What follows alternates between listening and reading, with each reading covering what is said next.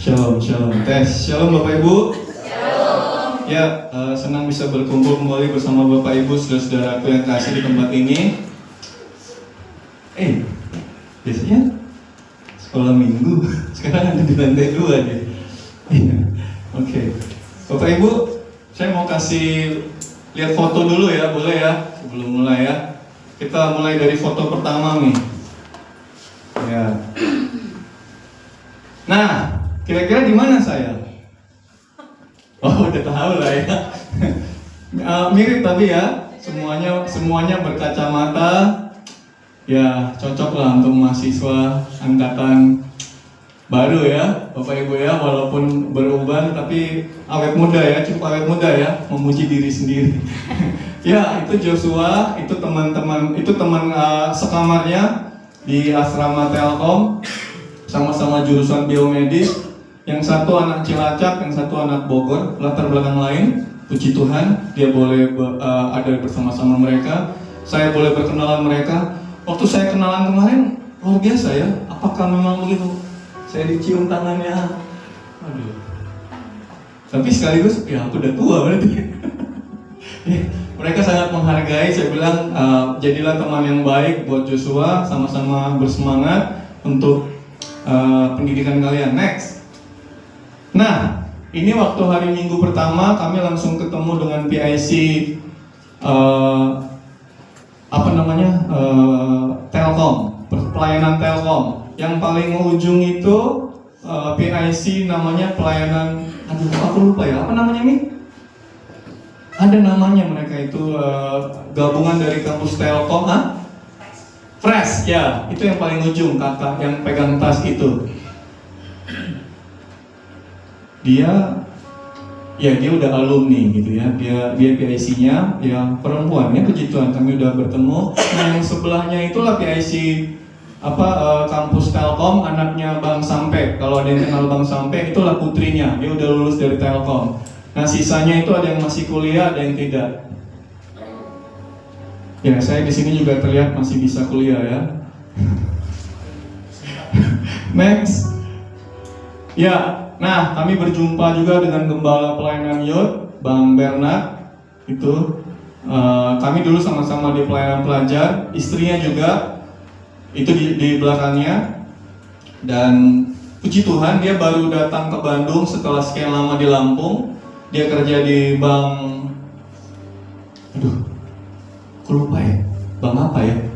Tapi di bank dia lama di bank. Nah, itu anaknya itu. Jadi anaknya yang paling depan memang cukup jauh, masih kecil. Yang di sampingnya pelajar, pemain drum di gereja. Terus yang di belakang itu di samping Joshua, yang di tengah-tengah itu anaknya juga. Namanya Nathan, kuliah di ITB. Dia kebetulan mem-PA-kan anak abang kami yang dari Duri, anak ITB juga. Ya, luar biasa. Jadi sama-sama melayani Tuhan ya. Ya, di tempat ini juga kita sudah memberikan seperti itu ya. Orang tua, anak-anak sama-sama melayani Tuhan ya. Jadi orang-orang tua jangan ragu. Kalau anak-anakmu ikut sekolah minggu, teens ataupun youth, sama-sama kita melayani Tuhan. Di Tuhan. Next. Nah, ini minggu pertama juga, kami diundang ketua sinode. Luar biasa kalau tim, padahal saya nggak ngeharapin. Saya hanya bilang sama ketua sinode, kok nanti kita ngopi ya. Ini bukan hanya ngopi, diundang makan gitu ya. Itu Bang Tigor, kalau yang kenal Bang Tigor. Nah, di samping Kortim itu Bang Fajar, pembimbing saya di Bandung, dan Kak Eta. Di samping Kak Eta adalah Ci Erna, istri dari Kortim. Di samping Ci Erna adalah Kak Yanti, istri dari Bang Tigor. Di depan Kak Ci Yanti adalah Mami, istri saya. Kalau ada yang tak kenal gitu ya. Nah, itu Joshua, ya luar biasa. Ada banyak pembicaraan yang kami lakukan sambil makan, luar biasa. Tuhan melakukan banyak hal-hal ajaib. Next, ada nggak? Nah, ini saya dengan anak-anak PA pertama saya dari SMP 27, yang sebelah kanan Nick, yang sebelah kiri Eric. Ya, mereka memang sekarang tidak bergabung di GHKD, tapi kemarin saya mengunjungin Eric karena bapaknya baru drop sakit gula. Jadi kami datang ke rumahnya, Kami doain bapaknya, puji Tuhan. Eri ini adalah layaknya Bang Gorga kandung, kalau masih ingat Bang Gorga ya. Ada yang ingat Bang Gorga? Nah, ini layaknya kandung. Nah, Mix ini dia balik ke gereja mamanya karena mamanya udah 87, nggak ada yang ngantar. Jadi dia ngantarin mamanya, jagain mamanya, seorang janda, dan ya itu harga yang dia harus bayar. Dia juga yang nemanin saya nyari lensa ya, Pak Roni ya. Pak Michael, ini yang sebelah kanan saya, itu orangnya, dia yang ngajarin begini. Ya, gitu lah, next. Nah, ini kami ngumpul acara keluarga, yaitu inang semua tua saya, yang paling tua, yang jelas, bersyukur gitu ya. Bapak Ibu, saudara-saudara yang kasih, waktu kami sebelum ngumpul ini, sebenarnya ini ide adik kami yang dari Dumai gitu ya, karena ada satu hal yang kami mau lakukan gitu kan ya. Pertunangan paraman saya di bulan Desember, tapi ada satu dan lain hal lah, karena ada urusan keluarga dan seterusnya. Tapi semuanya punya tujuan yang sama gitu ya, menyampaikan beban, kita doakan. Dan kami ingat waktu kami datang, sampai 2 hari kami belum ketemu paraman kami ini. Lalu istri saya WA dia, baru di hari ketiga ketemu dia, kami ngobrol panjang lebar, bagaimana rencana pertunangan, bagaimana ini dan sebagainya. Panjang lebar, kami teguhkan dia kembali, kami doakan ya. Kemudian juga sebelum acara ini ada sedikit masalah keluarga gitu ya, ke lay saya yang pertama. Dan saya lihat inang si matua saya, dia ngotot, ayolah kita ke sana, ayo kita ke sana. Tapi pergi aja. Dan ketika kami sampai di sana, sebenarnya masalah itu mungkin bagi mereka biasa juga tidak, tapi membuat heboh lah, kira-kira begitu ya. Karena lay saya ini baru sakit juga ya, inang itu juga baru sakit. Dan akhirnya kami datang ke sana, kita sharing kebenaran firman Tuhan, kita coba nyatakan kebenaran. Ya, dia masih ngomong ini itu, tapi kita nyatain kebenaran, akhirnya dia bisa menerima. Dan di momen ini juga kita coba cerita tentang acara pertunangan, yaitu paraman kami, anak dari adiknya gitu kan ya. Lay saya yang nomor 2 ini cukup tidak bisa ngomong, jadi mau mengungkapkan isi hatinya pun dia sulit. Jadi kebayang pergumulan yang dia sedang hadapi, dan dia juga sedang tidak baik-baik dengan istrinya gitu ya. Dia ya boleh dikatakan mereka berpisah secara jarak. Inang itu sekarang ada di Yunani kerja, tapi belum bercerai. Tapi itu pergumulan yang sedang dihadapi paraman saya, lay saya, inang ini, dan keluarga besar. Dan waktu itu kami ngomong panjang lebar juga di rumah lay saya nomor 1. Oke, saya tahu, saya dapatlah kenapa adik saya itu begini. Nah, waktu kami ngumpul di sini, setelah makan, ngobrol, dan mulai Bapak Ibu, waktu lay saya nomor 2 itu yang saya pikir nggak banyak ngomong, dia ngomong dengan terbata-bata dan nangis. Karena sebelumnya adik saya yang Dumai ngomong, lay saya nomor 1 ngomong, termasuk anaknya juga ngomong rencana ke depan, dan situ dia ngomong, dia minta maaf gitu ya, mungkin saya salah begini, tapi dia terbata-bata, nangis, dan semuanya nangis. Saya juga terharu gitu, karena saya ingat saya juga punya pergumulan yang sama di Batam ini dengan abang, kakak, dan adik-adik saya. Belum selesai sampai hari ini, tapi itu sangat menyentuh saya.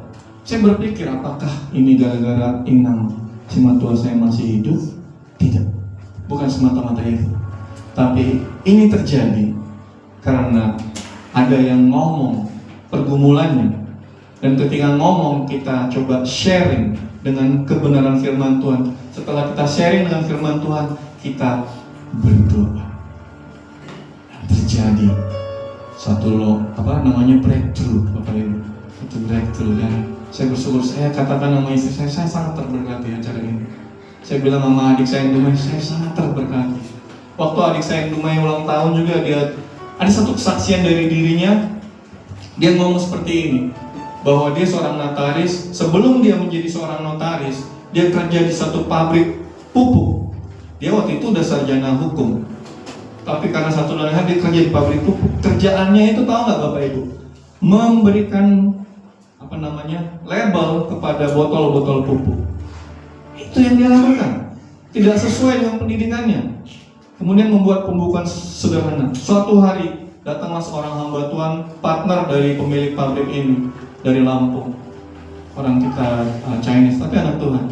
Lalu dia bilang kepada adik kami ini, kamu tahu nggak kenapa kamu masih di sini? Karena Tuhan sedang melatih kamu. Terus dia bilang, adik saya bilang, saya mau kuliah Pak, S2, bla bla bla, tapi saya nggak punya uang. Lalu dia bilang, coba lihat tangan kamu. Dia katakan, yang akan menyediakan uang itu bukan orang tuamu, tetapi Tuhan. Yang membuat engkau berhasil itu Tuhan melalui tanganmu. Pernyataan itu meneguhkan saya pribadi, Bapak Ibu. Saya tahu saya dalam saat ini pun nggak baik-baik untuk urusan bisnis ya. Masih bergumul karena tadi ada urusan di keluarga. Tapi pernyataan adik saya itu bahwa ada seorang hamba Tuhan menyampaikan kebenaran dan dia terima, lalu dia kuliah S2. Saya ingat dia keluar S2 notaris, kemudian belum kerja, datang ke Batam nyari kerja nggak dapat. Waktu itu saya ingat opungnya Jamie, lalu dia kerja di kantor Pak Suhendro. Lalu setelah itu dia balik lagi ke Jakarta, kerja di tempat lain, sampai sekarang dia establish di Dumai, punya ruko sendiri. Dan saya bilang sama dia, perjalanan masih panjang. Apa yang kau dapatkan, mari teruskan bersama-sama. Haleluya. Puji Tuhan Bapak Ibu. Oh ya, di Bandung saya juga sempat share dengan rekan-rekan, dengan Bang Bernard, dengan Kokim. Ada satu inti sekarang kegerakan yang terjadi di Bandung. Bapak Ibu, saudara-saudara yang kasih, kami kemarin beribadah di BTC, ibadah umum jam 8, ibadah youth jam 11. Tapi saya lihat setelah ibadah mereka nggak langsung pulang, Bapak Ibu. Mereka ngobrol, sharing, makan, baik yang umum maupun yang anak-anak muda. Karena memang waktunya nggak ada, jadi mereka pakai itu seharian. Bahkan yang anak-anak muda itu sampai malam. Saya dengar hari ini ada yang mau main futsal ya. Kenapa itu bisa terjadi? Saya ngobrol sama Bang Bernard, karena dimulai dengan doa. Mereka sekarang ada doa online tiap hari jam 5 sampai jam setengah 6. Para pelayan wajib doa online. Doa onsite 2 minggu sekali. Demikian juga gereja, doa onsite 2 minggu sekali. Tapi intinya diawali dengan doa. Jadi kalau Bapak Ibu, saudara-saudaraku ada kesempatan doa hari Jumat, silakan datang. Tapi yang terutama, mari bersama-sama di rumah kita berdoa. Tuhan Yesus mengatakan, tidakkah kamu sanggup berjaga-jaga 1 jam saja? Doa. Saya sudah lihat itu, buktinya nyata di keluarga besar kami yang di Bandung, karena doa. Di pelayanan juga karena doa. Waktu kemarin demo yang heboh itu, kami merasakan ketegangannya, Bapak Ibu. Sebenarnya saya mau pulang duluan, tapi kemudian demo, nggak mungkin saya tinggalin kakak sendiri. Kerasa itu, cemas takutnya.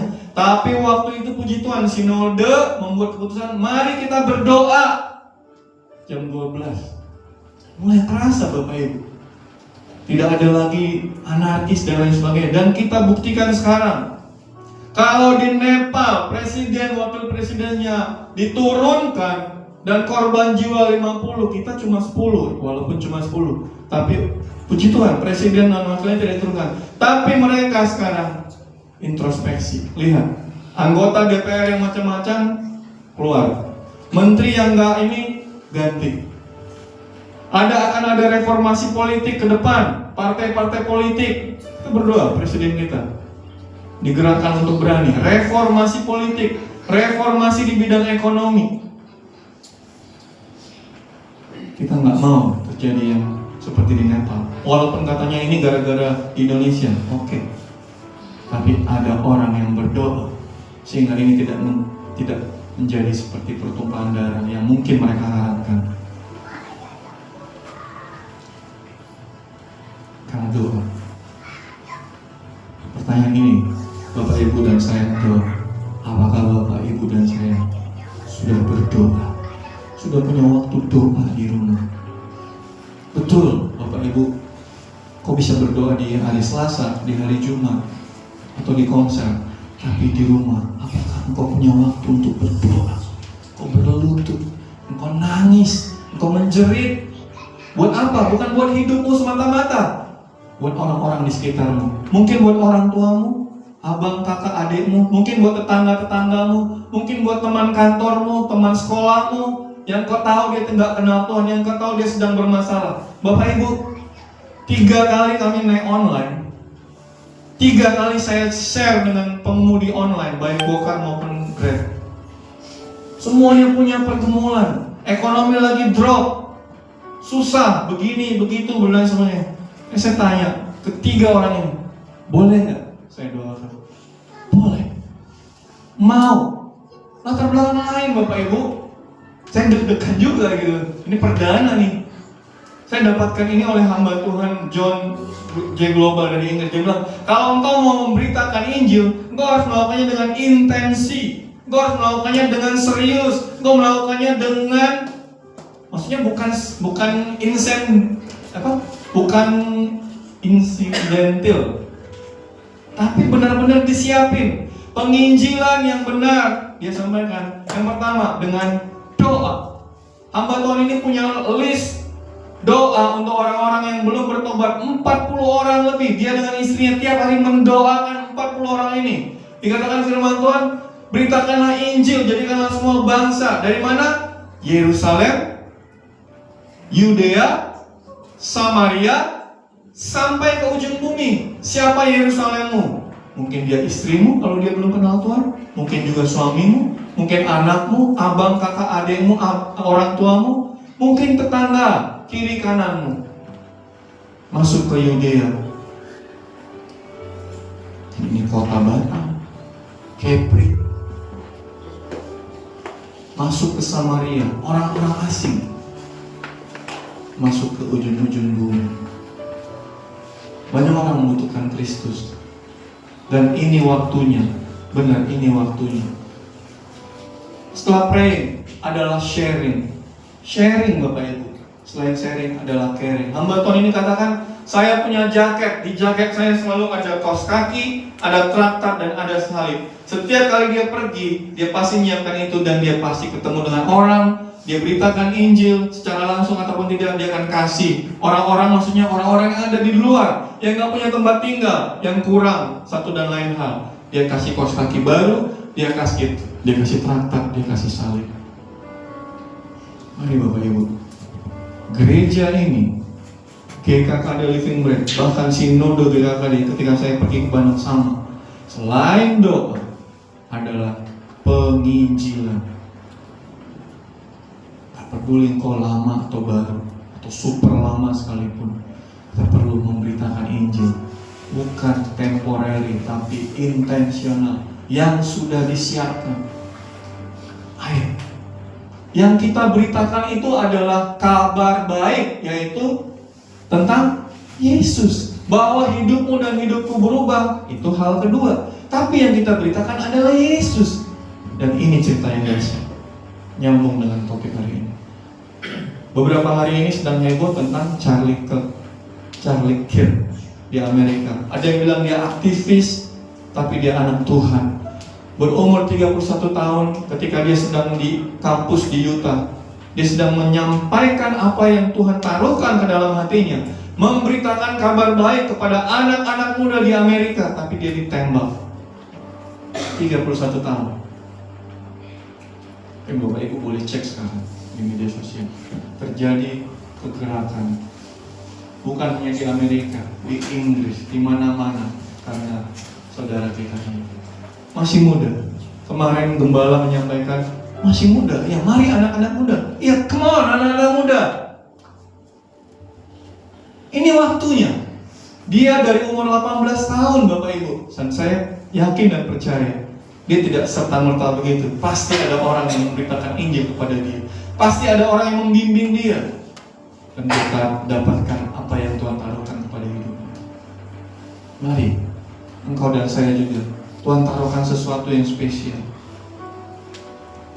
untuk memberitakan Injil saat ini. melalui media sosial, melalui hidupmu secara langsung, melalui komsel di mana engkau ada, melalui kelompok pemudi dan di mana engkau dan saya ada, melalui gereja Tuhan tempatnya. Berjalan melalui lembah kehidupan. Sebenarnya di ayatnya kita baca sama-sama Bapak Ibu. Yuk, kita bangkit berdiri yuk. Kita baca sama-sama. Ayo bangkit berdiri. Kita baca sama-sama ya. 2, 3, ya. Sekalipun aku berjalan dalam lembah kekelaman, aku tidak takut bahaya, sebab Engkau besertaku, gadamu dan tongkatmu, itulah yang menghibur aku. Silakan duduk Bapak Ibu. Judulnya berjalan melalui lembah kehidupan. Ayatnya lembah kekelaman. Kok bertolak belakang ya? Lembah kelam itu bahasa Ibraninya adalah Get Salmafet. Artinya lembah bayang-bayang maut. Next. Kecil ya? Maaf ya. Nanti kita turun. Artinya situasi yang sangat berbahaya. Artinya lembah kematian bahasa Inggris. Artinya lembah yang paling gelap. Tadi saya tanya saudari kita, kami kebetulan punya satu penyakit yang sama, saudara. Saya lihat di wajahnya lagi kumat. Saya juga lagi kumat, saya bilang. Dia minum obat, dia disuntik. Saya bilang jangan terlalu ini dengan obatnya, bahaya nanti ke ginjal. Saya nggak tahu Bapak Ibu dan lainnya mungkin punya penyakit atau apapun saat ini. Membuat engkau lagi galau, membuat engkau lagi stres, suntuk. Ya, itulah lembah yang kelam. Lembah yang kelam. Ya, Get Salmafet. Bayang-bayang maut, takut. Ketakutan. Berbahaya. Yang tadi saudara kita alamin. Dia bahkan menghadapi maut karena Injil, karena kebenaran. Tapi itu yang harus dihadapi dia. Dia udah lewat, tapi sekarang istri dan anaknya yang masih kecil. Haleluya. Next, kekelaman. Apa sih artinya? Kekelaman itu bahasa Ibraninya salma basa. Artinya kegelapan, bayang-bayang gelap, kematian, mawet. Nggak ada yang suka dengan hal-hal ini. Lembah kelam, kekelaman, nggak ada. Ya. Kalau ada orang yang suka dalam gelap, kegelapan, ya tanda tanya menurut saya. Kita cenderung suka yang terang gitu kan ya. Cepatlah daripada malam ini supaya matahari terbit dan lain sebagainya. Kalau lampu mati kita nggak tenang gitu ya, supaya ada lampu, lilin dan lain sebagainya. Kita nggak suka, nggak nyaman, gelisah, takut. Oh, ada ini, dulu waktu kecil mungkin dibilang ada ini, ada itu. Itu yang kita alami sekarang ya. Waktu kemarin demo mungkin di Batam nggak seperti di Jawa. Kerasa Bapak Ibu. Ketakutannya itu tertular, jadi orang takut pergi. Dan waktu itu ada narasi-narasi beredar di WA Bapak Ibu.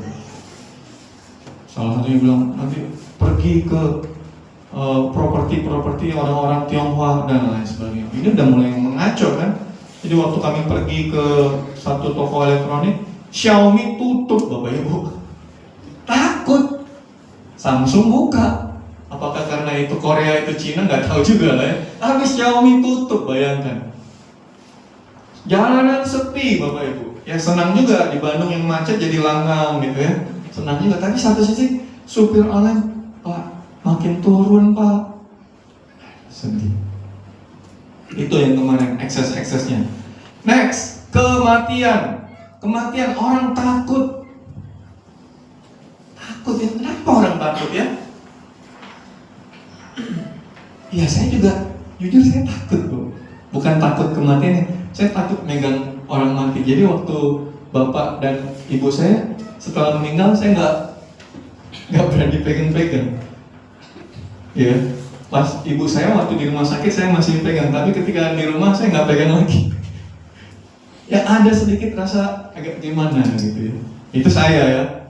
Nggak tahu bapak ibu kalau nggak ini ya bagus gitu ya. Nah, apakah bapak ibu dan saya masih takut akan kematian? lembah gelap itu. Tapi ingat bahwa Tuhan menyertai kita. Tadi kita baca di ayat 4. Bahkan bukan hanya menyertai, dia melindungi. Bukan hanya melindungi, tapi juga dia menghibur. Apa maksud dari Tuhan menyertai? Next. Tuhan menyertai itu adalah maksudnya kehadirannya. Halo Bapak Ibu, saudara-saudara yang kasih. Apakah engkau dan saya saat ini merasakan kehadiran Tuhan? Boro-boro ya. Semuanya sibuk. Semuanya sudah terjadwal. Rush hour. Aku mau kerja. Aku mau ke gereja juga rush hour. Aku mau ini semua rush hour, rush hour, rush hour, rush hour. Ada yang salah Bapak Ibu. Seorang hamba Tuhan katakan, kalau engkau dan saya waktu-waktu ini sangat terpengaruh oleh gadget, bahaya hidupmu dan saya. Dengan notifikasi, media sosial dan lain sebagainya, bahaya. Engkau perlu waktu saat teduh. Engkau dan saya perlu saat teduh. Dan non-gadget. Saya dapat bahan saat teduh dari Instagram Pastor Ridwan. Tapi ayatnya itu saya baca dalam buku Alkitab. Saya taruh gadget di depan hanya untuk ngambil ayatnya. Saya baca itu di Alkitab. Bapak, Ibu, dan saudara-saudara kasih, engkau perlu saat teduh. Engkau perlu merefresh otakmu supaya engkau dihindarkan dari kecemasan, anxiety, kelelahan. Kau scroll handphone tuh cemas loh. Main game itu membuat cemas, nggak bisa tidur, insomnia. Apalagi yang lain selain game ya, judi online dan lain sebagainya. Hati-hati Bapak Ibu. Sesuatu yang baik jadi sesuatu yang tidak baik kalau tidak di dalam Tuhan. Jadi saat teduh penting. Apakah engkau dan saya masih saat teduh? Apakah masih saat teduh? Apakah masih saat teduh? Perlu engkau dan saya saat teduh Bapak Ibu. Kalau engkau baca firman Tuhan, Tuhan Yesus ketika setelah melayani, dia bawa murid-muridnya pergi untuk mengasingkan diri dan saat teduh. Artinya engkau tenang, kau berdiam diri. Selain kau baca firman, kau tenang, kau berdiam diri, kau bisa berdoa. Dan ini yang jangan kita lakukan, kau dengarkan. Tuhan, kau mau apa atas hidupku hari ini? Mungkin kau sudah banyak minta ini, minta itu dan lain sebagainya. Tapi kau perlu sediakan, Tuhan, kau mau apa atas hidupku? Buat perenungan juga, Tuhan, aku sudah melakukan ini dan itu kemarin. Hari ini, kau mau apa Tuhan? Dan itu yang terjadi waktu kemarin di Bandung Bapak Ibu. Tuhan ingatkan sesuatu kepada saya. Waktu itu ada kebetulan senior yang sedang sakit di SMA 6, seorang wanita. Saya ceritain kepada istri saya diingatkan Tuhan untuk kita ngasih ke dia. Kemudian saya diingatkan juga, oh anak PS saya mamanya janda dan kurang perhatian. Saya diingatkan, ayo kita ngasih juga. Kemudian diingatkan juga, tadi itu, ayo mengunjungin bapaknya anak PS saya yang sedang sakit, karena dia opnam 3 hari. Terus doain mertua saya, telinganya dia bermasalah. Jadi waktu saya mengunjungin ke rumah anak PA saya, bapaknya, akhirnya istri saya yang doain inang semua tua saya telinganya. Puji Tuhan. Setelah itu saya diingatkan lagi ada 2 orang yang kami pernah layani. Saya nggak sempat berjumpa secara fisik dengan orang-orang yang saya layani di SMA 14 karena satu dan lain hal. Tapi saya diingatkan untuk 2 orang. Saya telepon dia karena yang satu ini ada berhubungan dengan gereja kita di Bandung. Temannya ada masalah lah waktu itu. Saya mau ceritakan bahwa masalahnya sudah diselesaikan sampai ke penatua. Penatua sudah memberikan suatu keputusan, tapi yang pihak yang satu lagi nggak mau menerima. Saya bilang sama dia, supaya kamu nggak salah ya, jangan kamu memandang rendah GKKD, memandang rendah penatuanya, memandang rendah satu lagi pembimbing saya yang kebetulan pembimbing temannya itu. Iya bang, saya juga udah tahu. Tadinya temannya dia ini udah nggak mau PA, tapi karena melihat apa yang sudah dilakukan, tadinya dia pikir pembimbingnya begini begitu, tapi pembimbingnya membela dia karena kebenaran, bukan karena yang lain. Dia mau PA lagi. Dan satu lagi, anak ini nggak sempat saya hubungin waktu di Bandung, saya hubungin waktu di Batam, nggak bisa ya. Akhirnya tadi malam Bapak Ibu, kami bertelepon 1 jam. Karena waktu ibadah dia ke BTC, saya lihat istrinya nggak hadir gitu ya. Dan anaknya juga tidak bergabung. Lalu saya tanya, kenapa? Dia cerita lah begini, begitu, begini. Akhirnya kami sharing, menguatkan firman Tuhan. Kamu tetap harus perhatikan anakmu. Lihat, sekarang sedang terjadi kegerakan di sini. Iya Bang. Kamu harus buat mesbah keluarga bersama istri. Karena dia kerja di luar kota, 3 hari di luar kota, 3 hari di Bandung. Kamu harus bangun mesbah keluarga. Kamu harus dasarkan kepada firman Tuhan. Gak ada yang lain. Kamu harus punya komunitas di mana kamu ada. Iya Bang, saya kesulitan Bang. Kamu harus punya. Lalu kemudian dia cerita, waktu kita sharing tentang penginjilan. Iya Bang, saya di Jakarta, saya waktu itu beritakan Injil kepada seorang yang tua, bla bla bla. Saya bilang, itu ladang. Mari teruskan itu. Ya Allah, ini kami berdoa.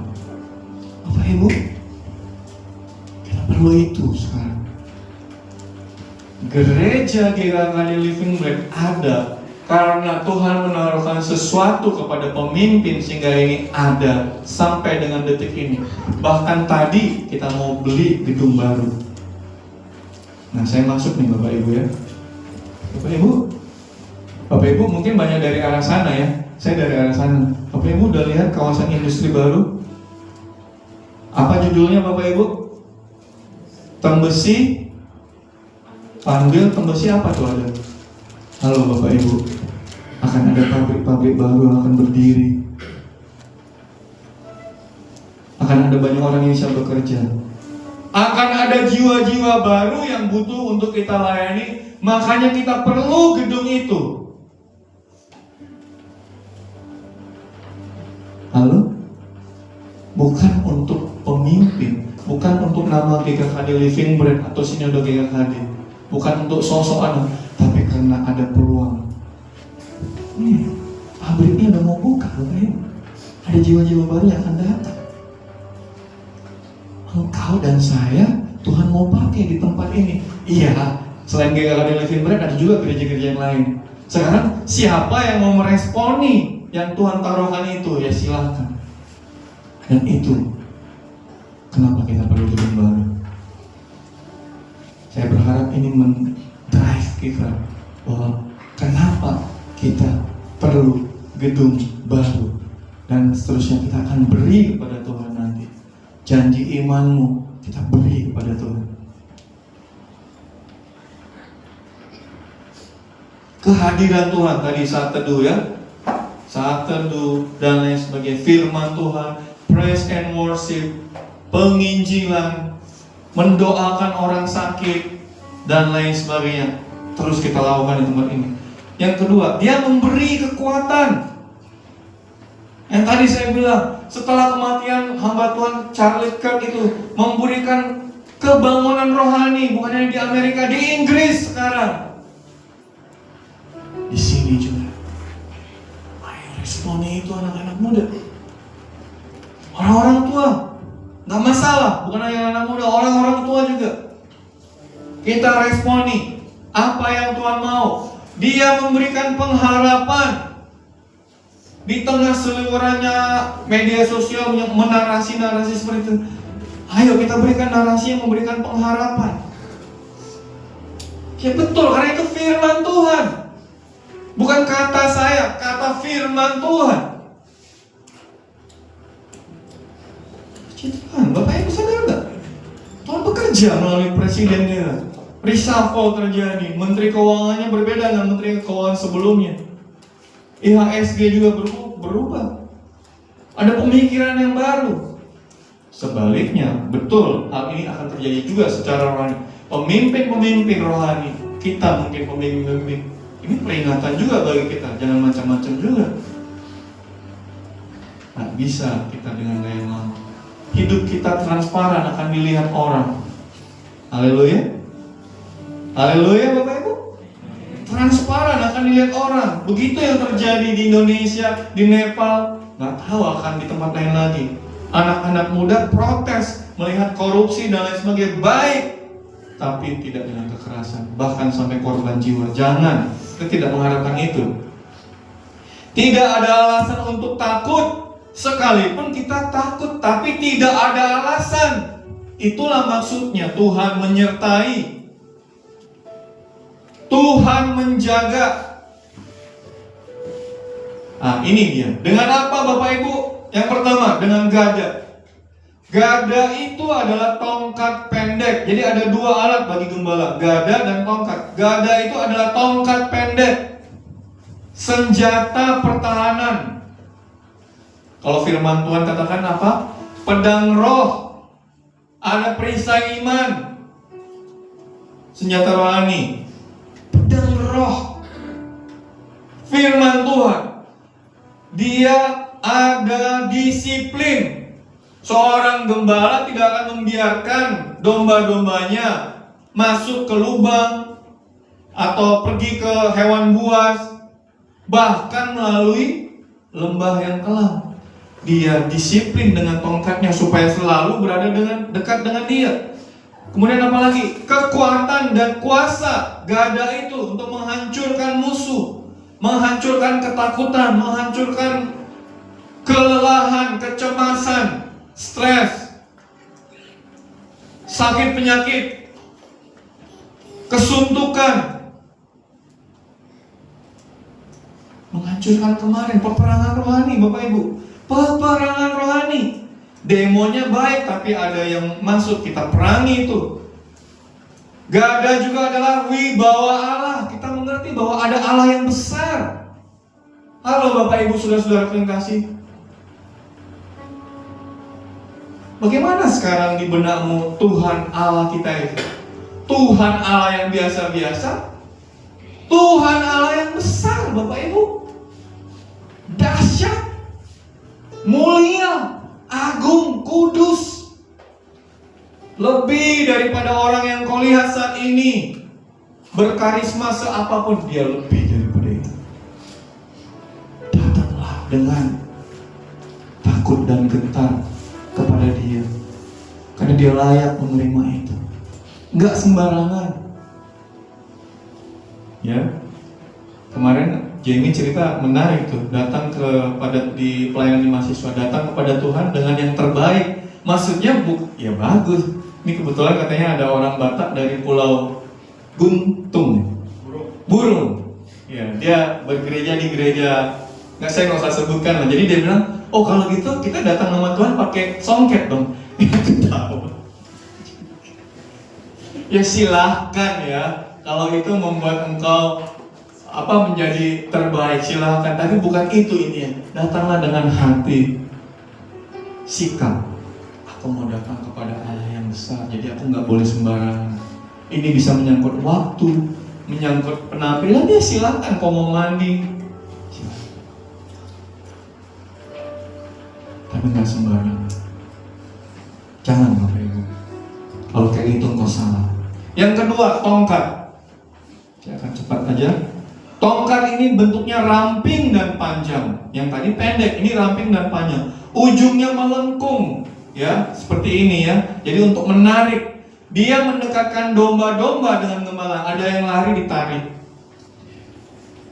Yang keempat, dia menuntun pada jalan yang benar. Tadi makanya ditarik. Kalau engkau dihubungin pembimbing, kalau engkau dihubungin hamba Tuhan atau pemimpin-pemimpin, puji Tuhan. Berarti masih ada yang care dengan engkau dan saya. Tapi kalau engkau mereject dia, menghindari dia, ya puji Tuhan juga bagi hamba Tuhan itu ya. Itulah yang layak kita terima ya. Harga yang harus kita terima ya. Tapi engkau rugi Bapak Ibu. Ada orang yang care dengan engkau, tapi engkau reject, engkau tolak, karena satu ini. Gak apa-apa. Masing-masing akan ada konsekuensinya. Tapi bagi Tuhan, Dia mau supaya kita tidak sembarangan. Dia mau kita semua di jalan yang benar. Makanya ada firman Tuhan. Mungkin kau dapatkan itu ketika engkau saat teduh, ketika engkau ibadah saat ini, ketika komsel, ketika PA, ketika engkau kerja. Ya kan? Lagi kerja tiba-tiba sus. Haleluya. Lagi masak tiba-tiba cus, dapat tuh firman Tuhan. Atau lagi belanja tiba-tiba dapat tuh. Ya, saya dapat tadi melalui mertua saya. Saya bilang sama mertua saya, Inang itu bagus, Inang semangat. Itu yang membuat Inang cepat sembuh. Semangat, eksesnya cerewet. Ya kita ini arahkan supaya semangatnya jangan cerewet. Semangat itu artinya dia akan memperkatakan firman Tuhan. Ayo. Ya dia berubah. Setelah didoain kemarin berubah. Gitu.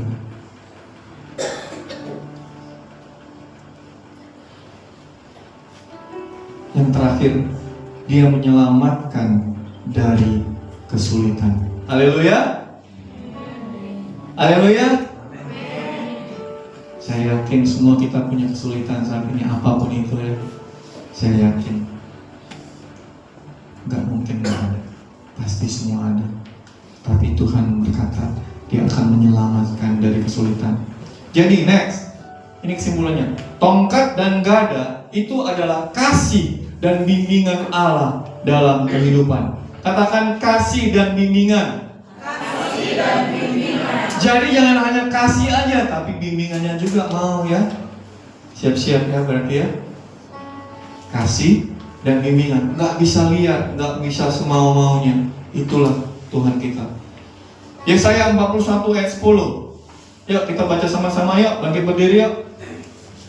Kita udah mau ke akhirnya. Kita baca yuk. Ada beberapa firman Tuhan. 2, 3, ya.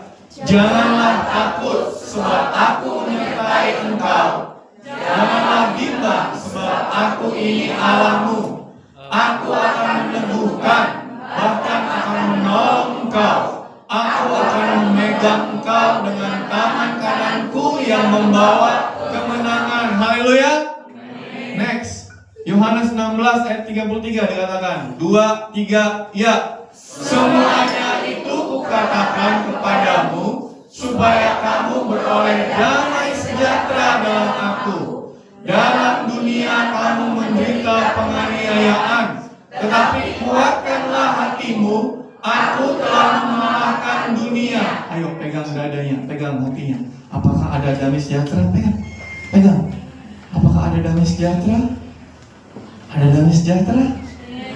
Haleluya. Yes, yang terakhir. Ibrani 13 ayat 5. 2, 3, ya. Janganlah kamu menjadi hamba uang dan cukupkanlah dirimu dengan apa yang ada padamu. Karena Allah telah berfirman, aku sekali-kali tidak akan membiarkan engkau, dan aku sekali-kali tidak akan meninggalkan engkau.